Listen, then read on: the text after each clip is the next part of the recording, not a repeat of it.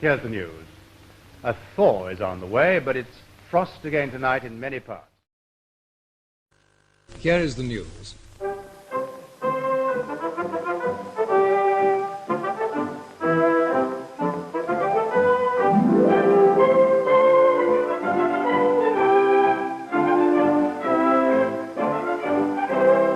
Good evening. One of the critics of this program was nice enough to say the other day that tonight introduces its viewers to some of the more unusual things that go on in the world.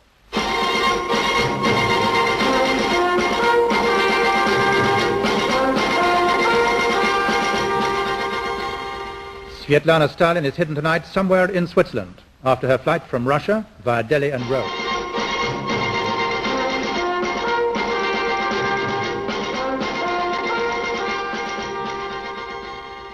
Bernadette Devlin has tonight begun her 6-month jail.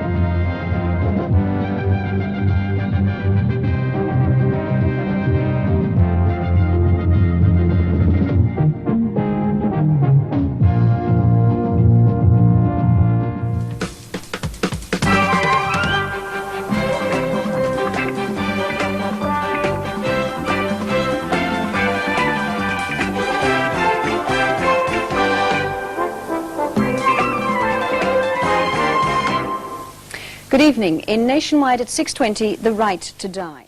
In 10 minutes, the Mickey Mouse Club. But now at 5:40, the news on BBC One with Angela Rippon.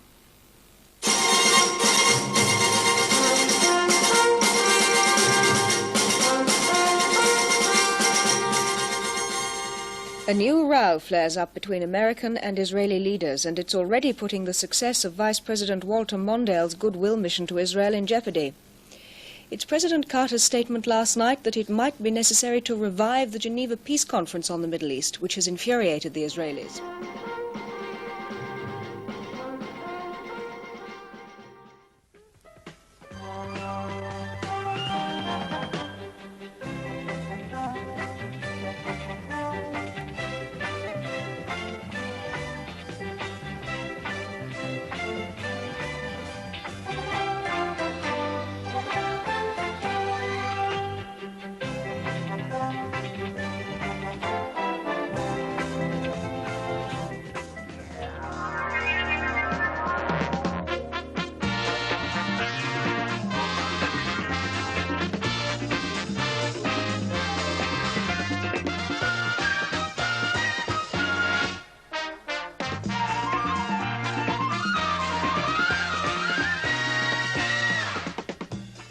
Good evening to you. In Nationwide tonight, the gamble at Warrington. We're asking Roy Jenkins why he wants to carry the Social Democrats' banner into the first by-election. And the general who never lost a battle. We're assessing a new biography of Montgomery of El Alamein. Hugh Scully is back with Watchdog, with an investigation into the world of books, and the band who can't find anywhere to play. That's Nationwide at 6:20 tonight.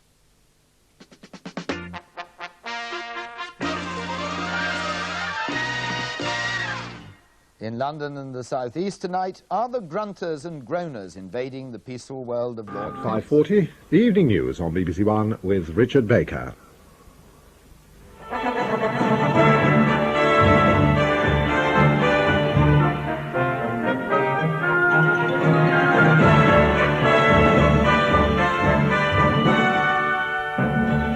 One man is killed as the terrorists return to the West End of London. Police find another device in a department store and seal off the entire area. And an incendiary is found in Wales on the eve of the royal visit. Midlands Labour MPs warn Sir Michael Edwards of the consequences of BL closures. Trade Secretary John Biffin puts his signature to Britain's $600 million deal with Brazil. A man was killed in Oxford Street in the West End of London this afternoon when a bomb went off in a Wimpy bar just before 4 o'clock.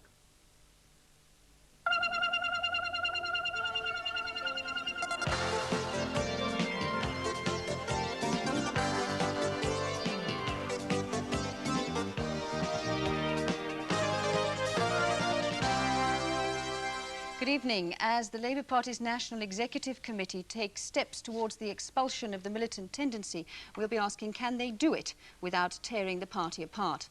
We have a special nationwide poll showing most Labour supporters would prefer a party without militant. We'll also be talking to Sharon Davis. I had swimming at home, at breakfast, before I went to bed, when I got up, all day. I mean, I never got rid of swimming, and that was the biggest problem. And the hospital dispute. If the nurses accept the new pay offer, will this split the health unions? Well, the National Executive Committee of the Labour Party today took the first steps towards the expulsion of the militant tendency. Now at 20 to 6, the evening news on BBC One with Richard Baker.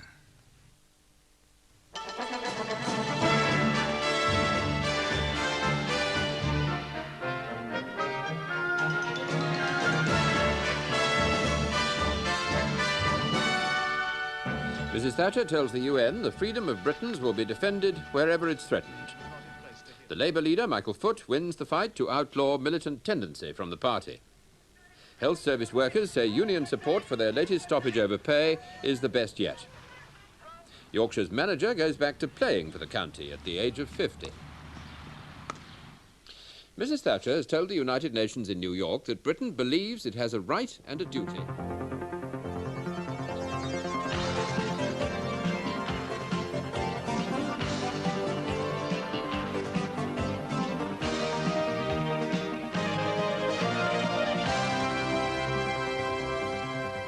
Hello, this is the 3,131st edition of Nationwide, and it's the last, so I'm both delighted and sad to be back in the hot seat for the final.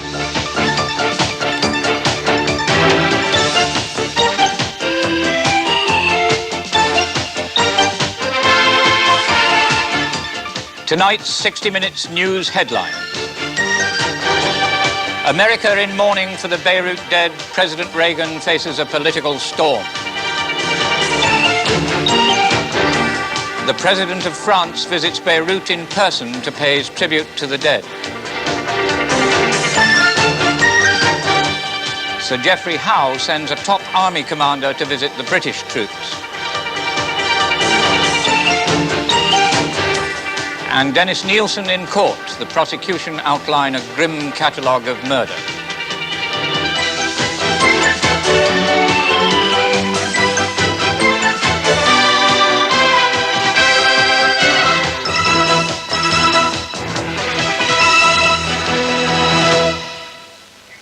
Good evening, and welcome to the first edition of 60 Minutes. 5:40, it's time for 60 Minutes.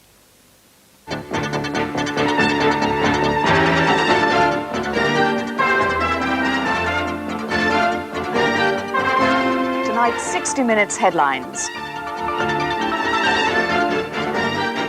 the Greenham women lose their main camp to the bailiffs.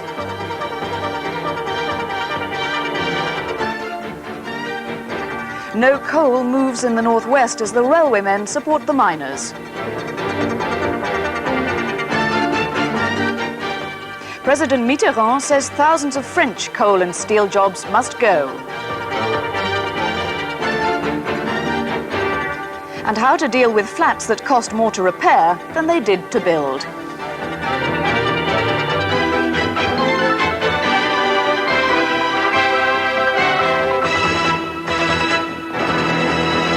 Hello, and a sunshiny day for most of us. Perhaps you've even indulged in a little light weeding. This is BBC One.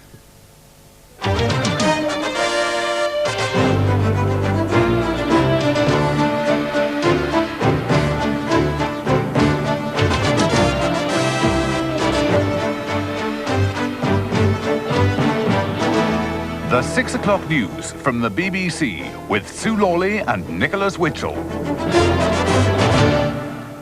Good evening. The headlines at 6 o'clock. The Seamen's Union has failed to win back control of its assets. A High Court judge ruled that the NUS picketing at Dover is neither legal nor peaceful. The union's leader says the dispute has already cost the NUS £1 million. Firemen have been describing how they helped to save the Channel ferry, working in darkness, sometimes crawling along corridors. At the Old Bailey, 3 men who tried to swindle the Iranians of more than £20 million have been sent to jail. Also tonight, Mrs. Thatcher and Mr. Kinnock have been arguing about compassion and cash. She said for 9 years she hadn't drawn her full salary. Plus, top secret until today, the Russians get a guided tour of Britain's chemical weapons establishment. And BA in the big profits, up 41% to more than £200 million. The National... BBC One. Now, the 6 o'clock news with Anna Ford and Jill Dando.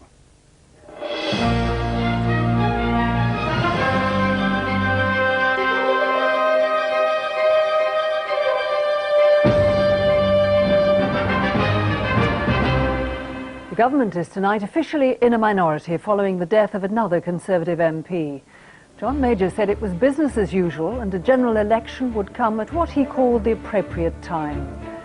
Lee Clegg, the paratrooper convicted of murdering a Belfast teenager, is having his case referred back to the Court of Appeal. Ford confirms that Halewood will lose 1,300 jobs. The Prime Minister describes the decision as very surprising.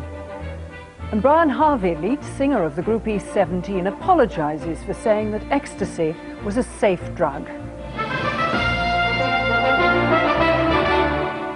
Good evening. The government is tonight in a minority at Westminster following the sudden death of one of its backbenchers. The 6 o'clock news now on BBC One with Martin Lewis and Jill Dando.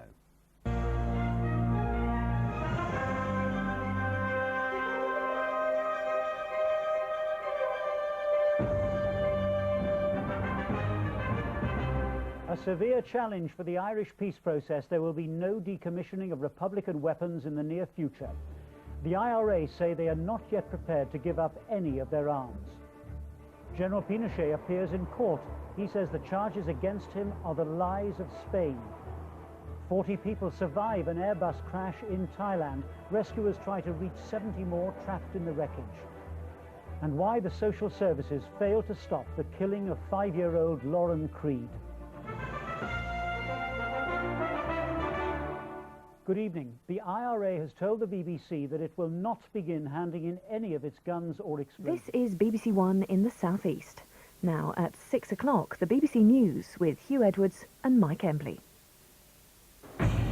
Good evening from Birmingham, where Mr. Blair has made his big appeal to voters. His main promise, much better schools, hospitals and transport. But he's collared by one angry voter who says the NHS just isn't working. Also today, a life sentence for murder for Jane Andrews, first former assistant. Liverpool get ready for their first European final since the House tragedy. Deal backing Labour, but he'd like some of you to vote Lib Dem as well. And the official accused of racism sees the case against him overturned.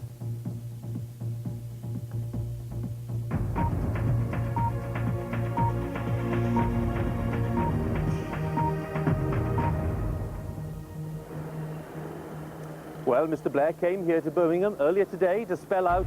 At 6 o'clock, Britain and America prepare to submit a second UN resolution on Iraq. But one way or the other, Saddam Hussein, for the sake of peace and for the security of the American people, will be disarmed. Matthew Kelly cleared of child abuse, but the TV presenter admits taking drugs. And a broken mast breaks Ellen MacArthur's dream of a round-the-world record. Tonight, we're live at the United Nations in New York as Britain and America give Iraq a final ultimatum. And meet the Muslim cleric who preached racial hatred and urged his followers to kill Americans. In Midlands today, environmentalists stage a petrol pump protest over the looming war with Iraq. And the farmers leaving behind the family business and moving to France just to make a living.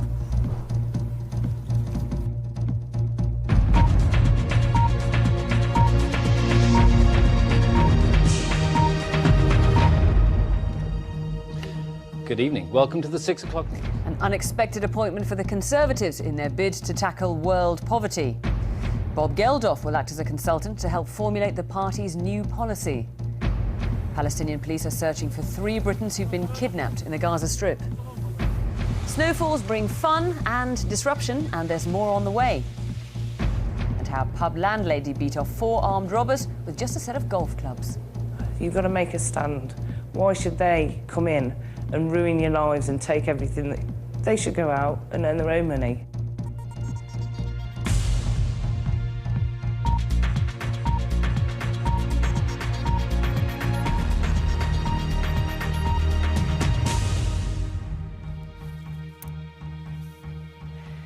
At 6 o'clock, fighting back, Tony Blair tries to rally his party. The Prime Minister says people should look at the big picture. With just 2 days to go before the local elections, he tells voters, remember what Labour has done. But 9 days' headlines should not obscure 9 years of achievement. Also on tonight's programme... Fears of rigging in this week's voting, police will guard polling stations in the Midlands. Unrepentant and in denial, convicted paedophile Gary Glitter still insists he did nothing wrong. The scourge of world hunger, a new report says 15,000 children are dying every day. Wayne's World Cup. England's star striker says he'll be doing everything it takes to play this summer. And in the northwest, just 6 days to go. The couple who have less than a week to save their embryos. And the couple getting hot under the collar after British Gas quotes £600 for a repair costing a tenner.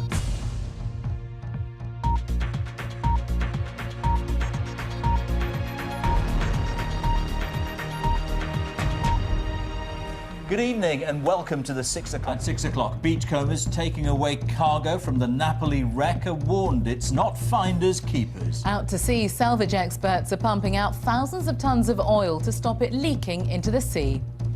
Motorbikes worth thousands, wine, trainers and car parts. A bonanza on Branscombe Beach.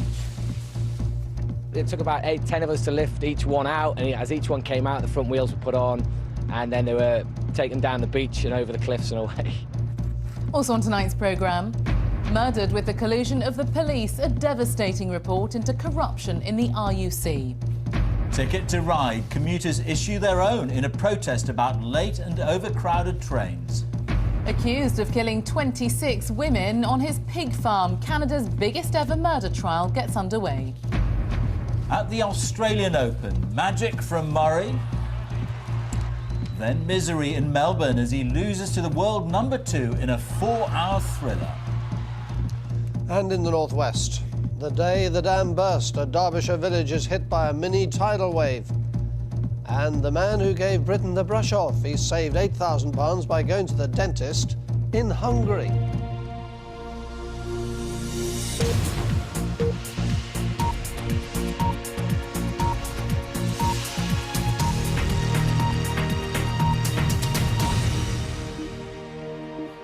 Good evening and welcome to the 6 o'clock. Plead guilty to terrorism offences at the Old Bailey. Before I was practicing, I used to be in the police. One of them is a former police community support officer. Another is a Muslim convert from Dorset. All 3 were accused of travelling to Pakistan for terror training. Their preacher denies radicalising them. tell them definitely about the foreign policy and what Islam says about that. But that does not mean that we're training anyone. We're not sending anyone abroad to fight. We don't have any kind of military colleges where people are learning how to make bombs. Also on tonight's programme, protecting the victims of press intrusion, the coalition publishes rival proposals on regulation. England's primary schools under pressure. Nearly 250,000 new places will be needed in just 18 months' time. The 14th century burial site for the victims of the plague uncovered by workers digging a rail link across London. I'm going to shave my head. Whatevs, no biggie, totally. I shall ruin an episode of Call the Midwife. And the stars come out for comic relief as it celebrates 25 years of being funny for money.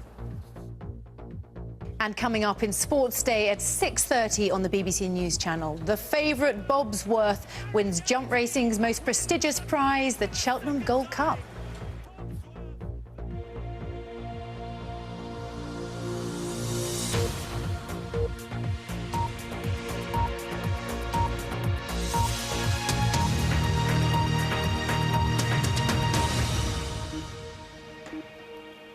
Good evening and welcome to the BBC News at 6. 3 British men have pleaded guilty to preparing for acts of terrorism. Storm Emma meets the beast from the east and wreaks chaos across the UK. At least 3,500 drivers were stranded on the M62 across the Pennines. Some managed to get to shelter. We landed in Manchester Airport about 2 o'clock yesterday and we've been, well, trying to get home since then. Just going round in circles around M62. Cars were at a standstill in the southwest of England too, with drivers stranded overnight. Passengers were forced to sleep on a train stuck in the New Forest. Other routes are closed tonight. Around the UK, the military's been drafted in to help. In Scotland, getting hospital staff to work. Our other main story on the programme tonight. Theresa May sounds a note of pragmatism as she outlines her plans for Brexit. Finally, we both need to face the fact that this is a negotiation and neither of us can have exactly what we want. But I am confident that we can reach agreement. And coming up in Sports Day on BBC News, can Katarina Johnson-Thompson bring home a gold medal from the World Indoor Athletics Championships? She's well placed going into her final event.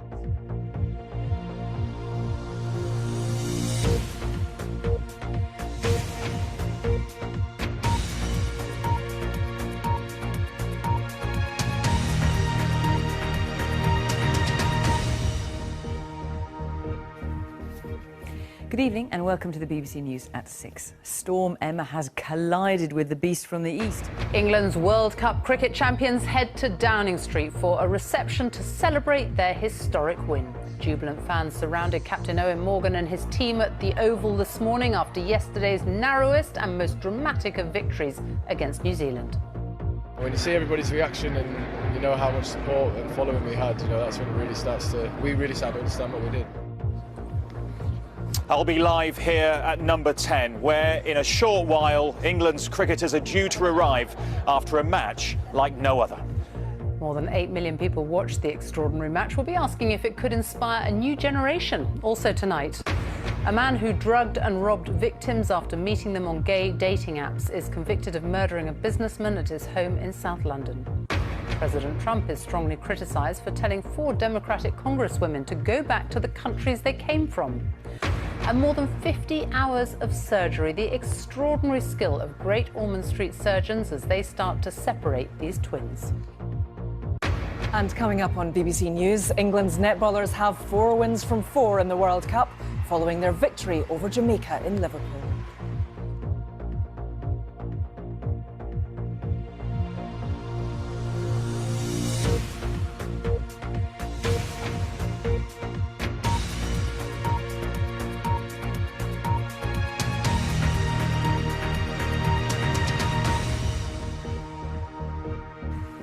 Good evening and welcome to the BBC News at 6. The Prime Minister is about